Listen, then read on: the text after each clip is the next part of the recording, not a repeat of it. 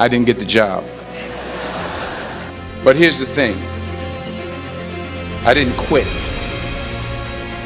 I didn't fall back. I walked out of there to prepare for the next audition, and the next audition, and the next audition. Now, what am I talking about? Here it is. I found that nothing in life is worthwhile unless you take risks. Nothing. The point is, every graduate here today has the training and the talent to succeed. But do you have the guts to fail? If you don't fail, you're not even trying. I'm honored and grateful for the invitation today. I always get a warm welcome when I come to Pennsylvania, when I come to Philadelphia, except on the few occasions where I wear my Yankee cap. I met a couple of guys and they were like, "Hey, we love you, Denzel, but you know, you walking around with that hat on, we don't care who you are." So you'll be happy to see that I'm not wearing my Yankee cap today. I'm wearing my Yankee socks, my Yankee t-shirt, my Yankee jock shorts, my Yankee underwear, my Yankee toe warmers, but not my Yankee cap. But still, I'll be honest with you, I'm a little nervous. I'm not used to speaking at a graduation of this magnitude. It's a little overwhelming. It's out of my comfort zone. And for those who say, well, you're a movie star, millions of people watch you and watch you speak all the time, well, that's true. That's technically true. But I'm not actually in the theater watching them watching me. I think that makes sense. But from up here, I can see every single one of you. And that makes me uncomfortable. So I had to be here. I had to come. Even though I was afraid I might make a fool of myself. In fact, if you really want to know the truth, I had to come exactly because I might make a fool of myself. Now, what am I talking about? Here it is. I found that nothing in life is worthwhile unless you take risks. Nothing. Nelson Mandela said, "There is no passion to be found playing small and settling for a life that's less than the one you're capable of living." Now, I'm sure in your experiences in school and applying to college and picking your major and deciding what you want to do with life, I'm sure people have told you to make sure you have something to fall back on. Make sure you got something to fall back on, honey. But I never understood that concept, having something to fall back on. If I'm going to fall, I don't want to fall back on anything. I want to fall forward. I figure at least this way I'll see what I'm going to hit. Fall forward. This is what I mean. Reggie Jackson struck out 2,600 times in his career, the most in the history of baseball. But you don't hear about the strikeouts. People remember the home runs. Fall forward. Thomas Edison conducted 1,000 failed experiments. Did you know that? I didn't know that. Because the 1,001st was the light bulb. Fall forward.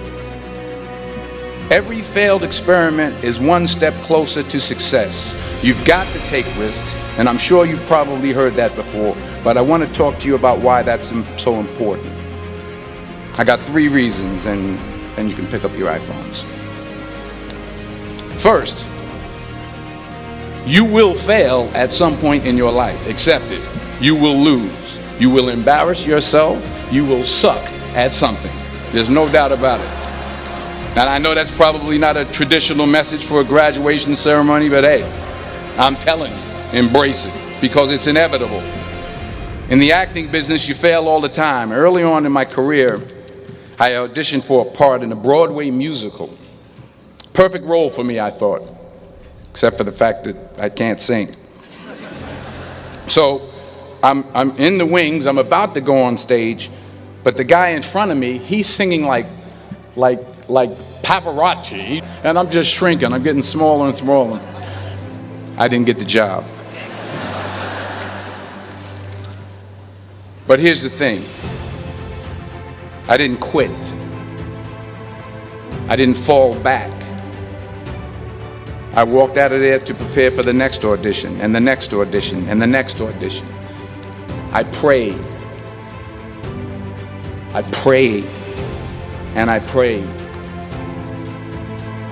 But I continued to fail, and fail, and fail. But it didn't matter, because you know what? There's an old saying, you hang around the barbershop long enough, sooner or later you're going to get a haircut. So you will catch a break, and I did catch a break. Last year, I did a play called Fences on Broadway. Someone talked about it. Won the Tony Award. But here's the kicker. It was at the Court Theater. It was at the same theater that I failed that first audition 30 years prior. The point is, every graduate here today has the training and the talent to succeed. But do you have the guts to fail? Here's my second point about failure. If you don't fail, you're not even trying. I'll say it again. If you don't fail, you're not even trying. My wife told me this great expression. To get something you never had, you have to do something you never did. I just got back from South Africa. It's a beautiful country, but there are places there with terrible poverty that need help. And Africa is just the tip of the iceberg. The Middle East needs your help. Japan needs your help. Alabama needs your help. Tennessee needs your help. Louisiana needs your help. Philadelphia needs your help. So you got to get out there. You got to give it everything you got, whether it's your time, your talent, your prayers, or your treasures. Because remember this, you will never see a U-Haul behind a hearse.